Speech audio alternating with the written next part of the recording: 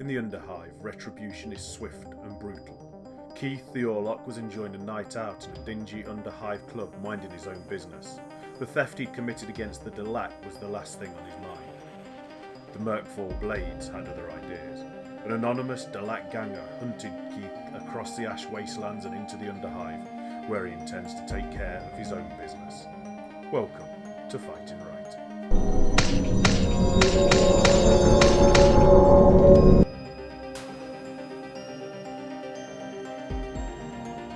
To give them time to dry, I started by building the characters. Keith is an Orlock outrider that I cut off bits of the bike that was on him and kind of rotated his hands so that he could look like he's holding a newspaper later on. But the first thing I needed to do was actually give him a butt, because cutting off the bike seat left him with a gaping hole there. And so I used some green stuff, moulded him a butt, moulded him some trouser edges so it looked like he'd pulled his trousers down, and left that to dry whilst I kind of got on with the rest of the build.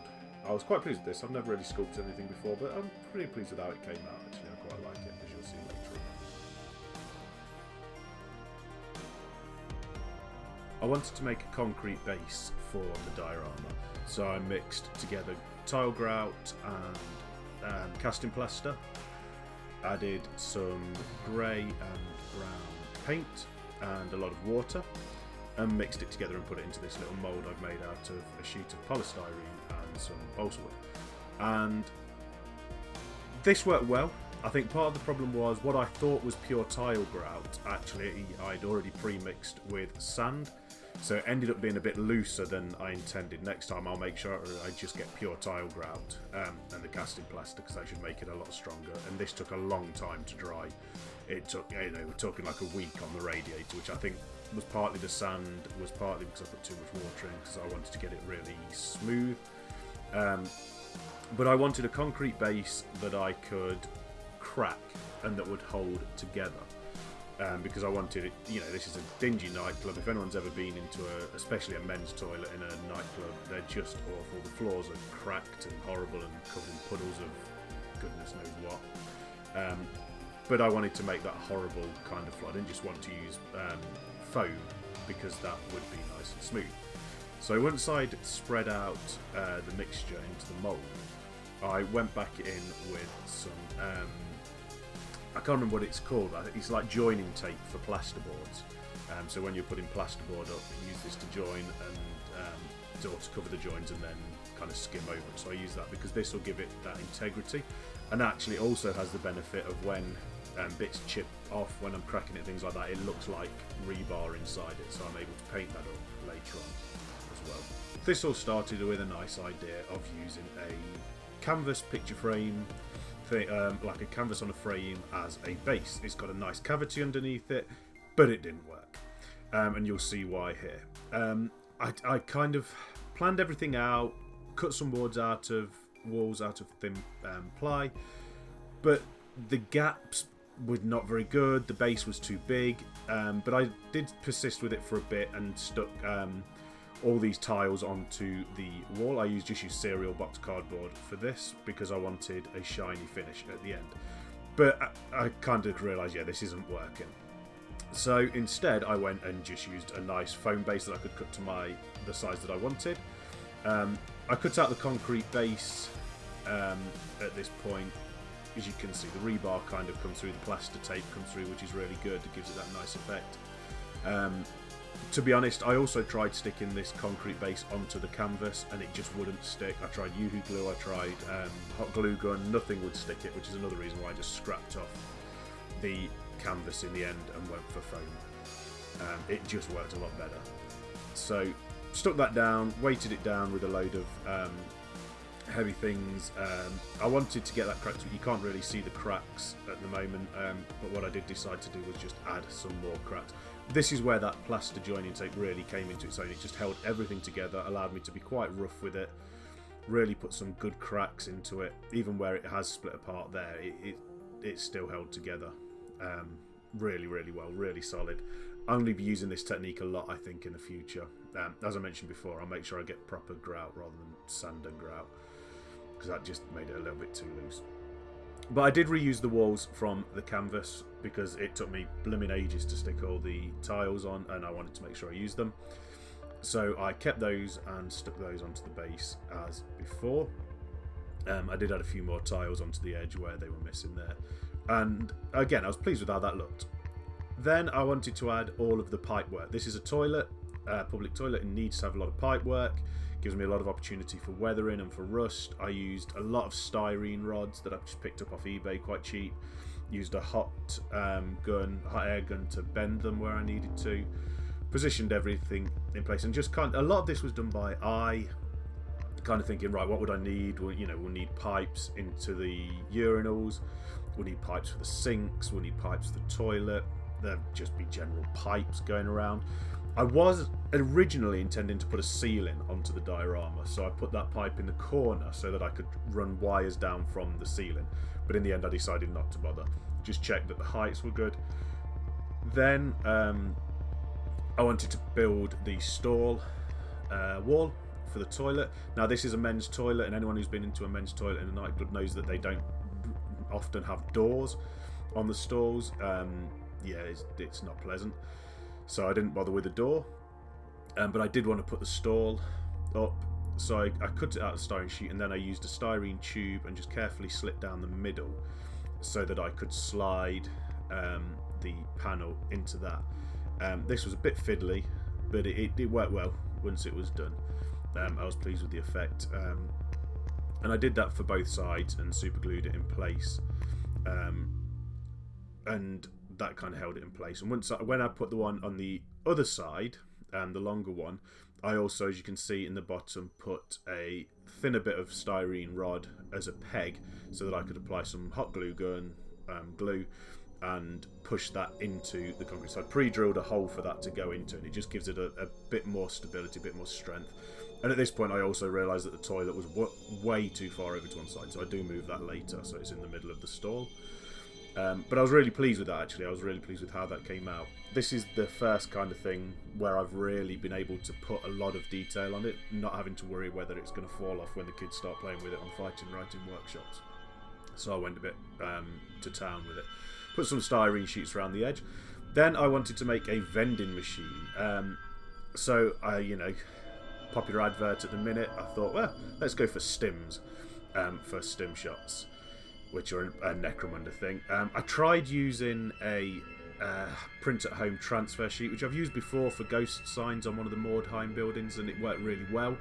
It didn't work really well for this whole project, really. I used it later for the newspaper for the guy in the toilet, and it just didn't work. It was just so wrinkly. I don't know what I did wrong.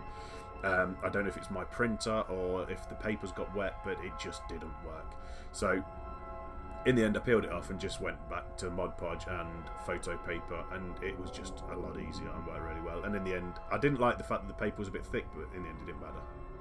Took everything outside and primed it white. And now, I did say I didn't want to just use all over washes for this. I wanted to be a bit more controlled. But I did give the whole thing a black oil wash just to begin with, because I just wanted to stain in the grout lines in between the tiles. I went over it all and then wiped it off everything really from the tiles, and used a little bit of white spirit on a cotton bud to kind of clean back up the porcelain. But that was the only overwash that I did over everything. Everything else I wanted a lot more control, because that was the whole point of this diorama, was to practice my weathering techniques as well, and just get a bit more control over weather rather than just slapping it all on. It was at this point, annoyingly, when I'd already primed it, that I decided to add some strappings for the pipes. I realised it was an extra detail that I really did need to add, so I just used little strips of cereal cardboard and super glued those in place over the pipe work where I thought they would probably go. I left a few hanging off as though they'd snapped, and then went over all the pipe work and all the metal work with a silver paint. I can't remember which silver paint it was just a generic silver paint to add that base coat to all the metal work. A lot of it's going to get rusted up later, but I wanted that silver underneath. I wanted to add some graffiti to the stall wall, so I kind of bubble wrote the Fighting Writing workshop logo and then airbrushed that shape. So I wrote it down first just so I could see what kind of shape I would need for the airbrush. Went over it with a really luminescent yellow. I made sure to over apply the airbrush as well so that it ran like a kind of spray paint would run as well. So I put too much paint on there with that effect, and then I kind of I went in with a brush afterwards just to push those streaks down a little bit. It took a couple of coats just to give it the pop that I wanted. In hindsight, I probably should have gone over it with white first, just to build up that kind of white level, so that the highlight shone a little bit more easily without having to put quite so many layers on. But it worked out well in the end. I was pleased with how it came out. And then, yeah, just used a brush just to tease some of those streaks down. They don't show up massively on the camera. Neon colours never really do, but in reality, it is very bright. You can see the streaks. So I'm really pleased with how that came out. While that was drying, I went over the door with a sponge and some yellow paint just to give it that chipped paint effect, so that the silver shines through. Again, there's going to be a lot of rusting going on over the top of that, but I wanted that chipped effect from the off for the door as well. Just to really sell that kind of idea. Why a toilet has got a sealed door, no idea. It just was a cool door that I could 3D print, and that worked well, and I like the aesthetic. And then I have some black airbrush paint, just to fill in all the cracks so you couldn't see the blue foam anymore underneath there, and to darken up the rebar. I went round the styrene sheets on the edge as well, just to give them a prime, and just to kind of blend in the edges of the concrete.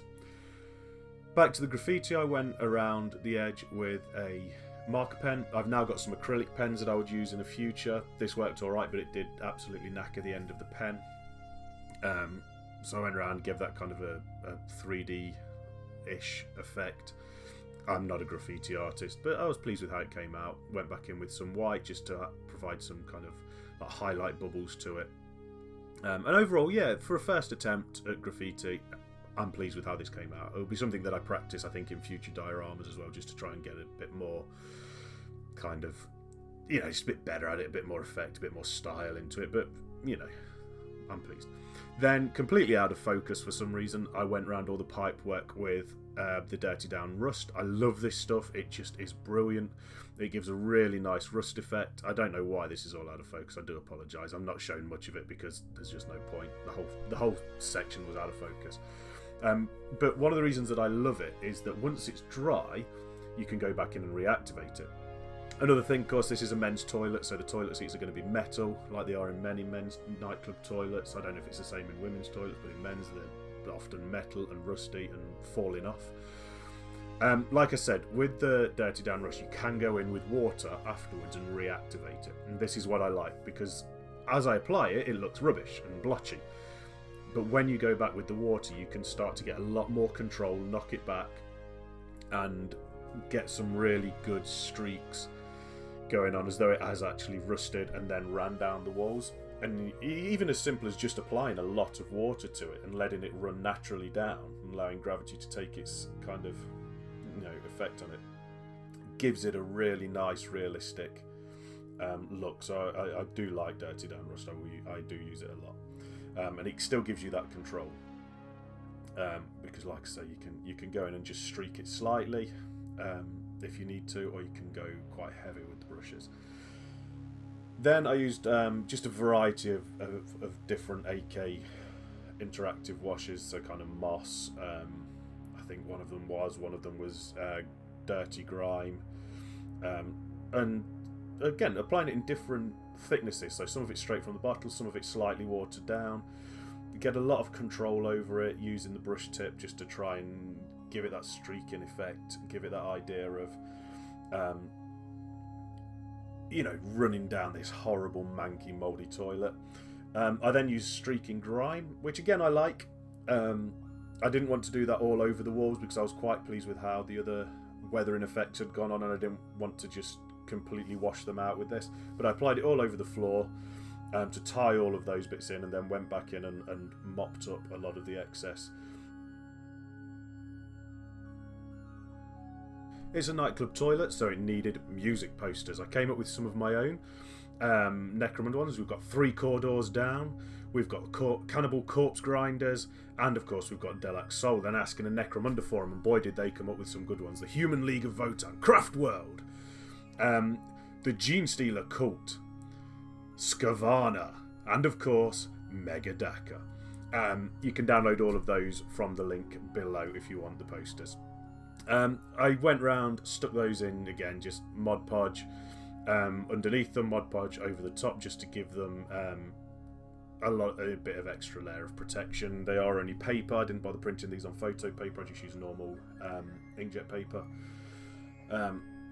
Stuck them all around as though somebody's just come in and kind of, you know, dropped them or something. I put some band logo stickers on the cubicle wall as well, because there's always band stickers on cubicle walls.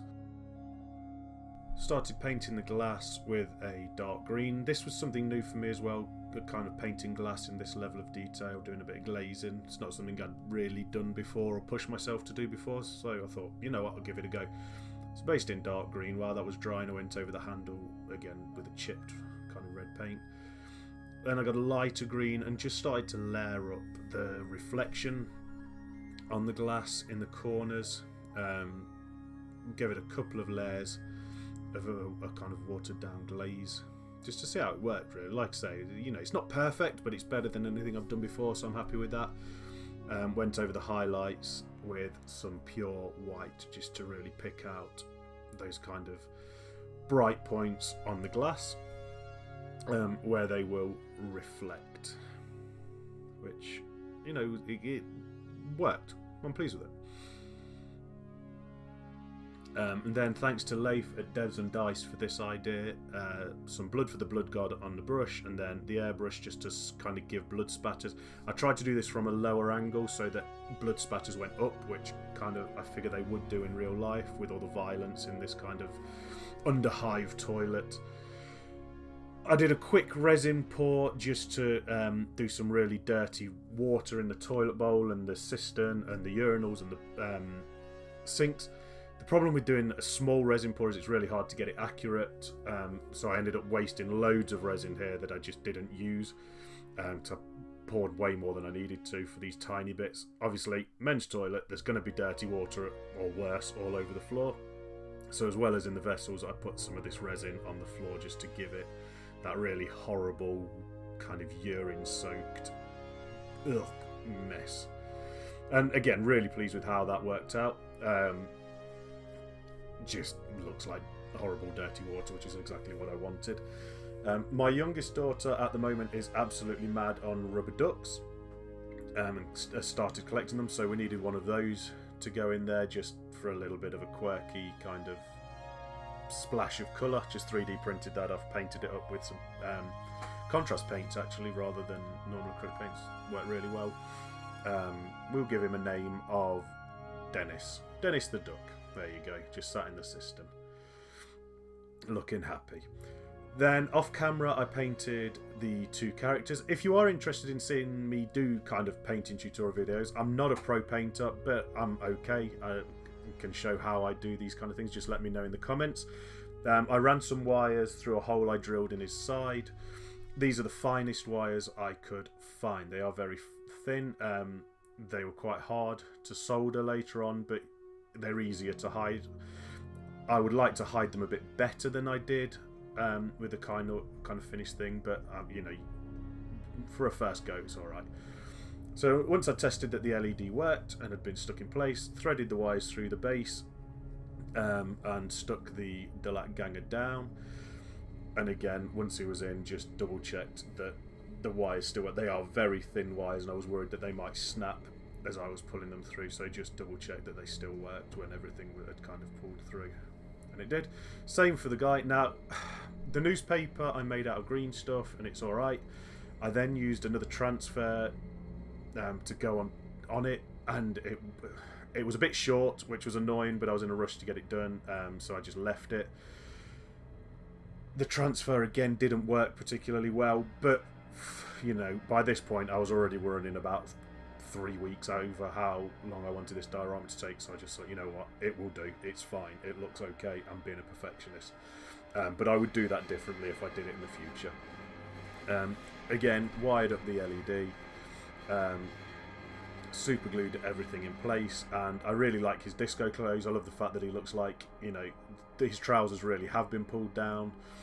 He sat in the toilet. I'm pleased with how the sculpting worked out when he was painted. And then it was just painting the base and ready for the final reveal.